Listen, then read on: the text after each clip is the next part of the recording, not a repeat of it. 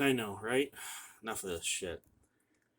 We're coming at you again with another GM Facepalm episode as we go into Book 3, Agents of Edgewatch. This one is pretty cool. Finally, you're not at the same rank status district. You get to advance to Star Watch agents, and you start at, let's see here, 9th level, and you get to be 12th level at the very end. So that's not bad. You start to learn about the Twilight Four, and you get to go against some street justice. You get to deal with some gangs in one particular district. The party is going to have a pretty good laugh when they see these gang toughs, particularly the washboard dogs, how they have a literal washboard as a makeshift shield. And just the image for the character is ridiculous. And they're going to point that out and talk about that for a bit.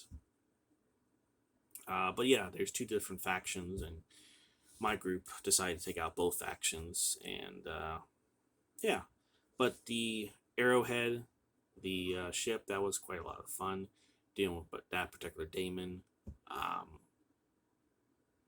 The chasing was okay. It's a little bit of a different mechanic, which I think kind of breaks up some of the monotony of the usual game session. I didn't experience any issues with it. My players seem to be okay with it. Again, my players are still kind of groaning about the high ACs, the high hit ratios.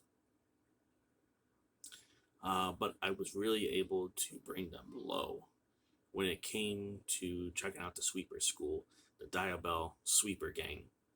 And for some reason, they just decided to storm in there all at once, and they just drew all the different enemies in there into one huge, big, long encounter.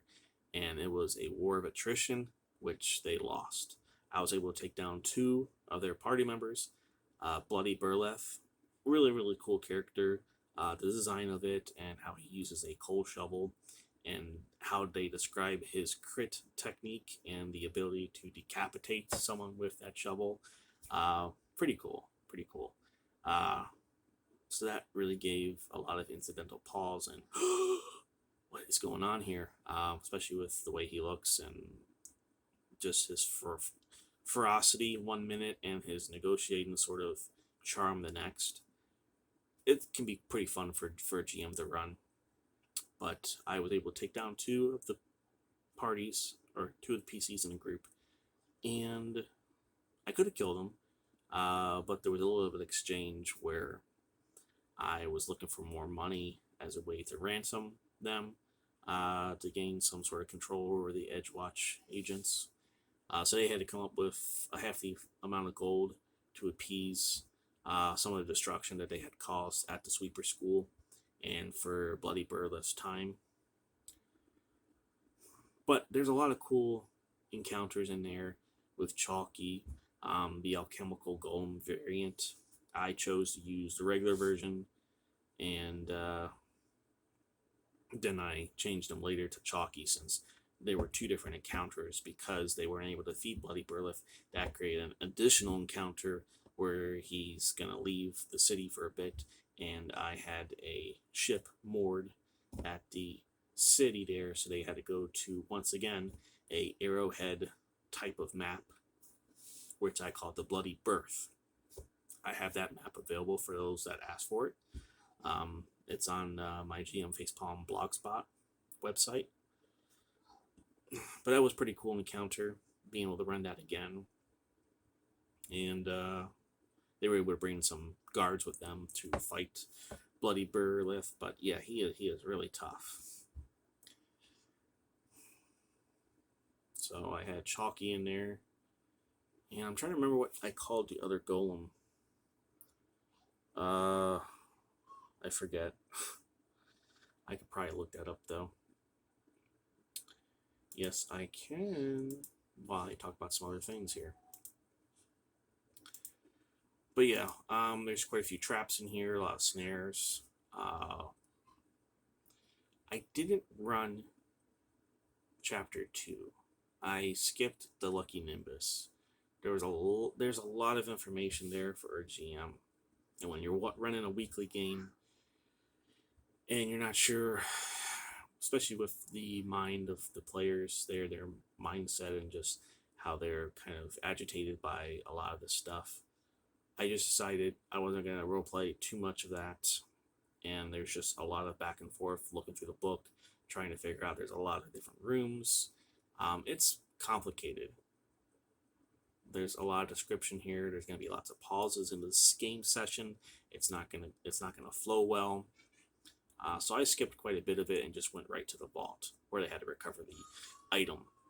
The encounter down in the vault was a little strange. I mean, it's a great creature and all, but the characters didn't really care. So it just depends if your party's going to be invested in that part of the storyline, if it's going to take away from the main part, or if they're just going to kind of ignore that. So you have that to consider. But now that I have map tools open, let me see, what did I call the other golem here? Come on. Here we go. So I had Chalky, and who was the other one? Patchy. There we go. So Patchy was one, which he was more of the medic administering the potions, patching people up, and Chalky was the one that was not a alchemical variant. So you can choose to do that if you wish. But yeah, let me close down map tools now that I know that the name is there. It's not going to bother me forever. But yeah, there's a lot of stuff. But they do give you everything as far as obstacles, a series of events as far as getting to the vault. I just felt that my players would not be invested in it, so I just kind of skipped that over. But fighting the half-alpha cultists and some of those those shadowy killers, that was pretty cool. I don't know why Skathka, I don't know why they have to tell us that he's a pangender. However the pronoun is, pangender half-alpha cultist. I brought that up to the group, and yeah, they were kind of scratching their heads at that one as to why they put that in there. I mean, I get that they want to be unique and have things trying to bring out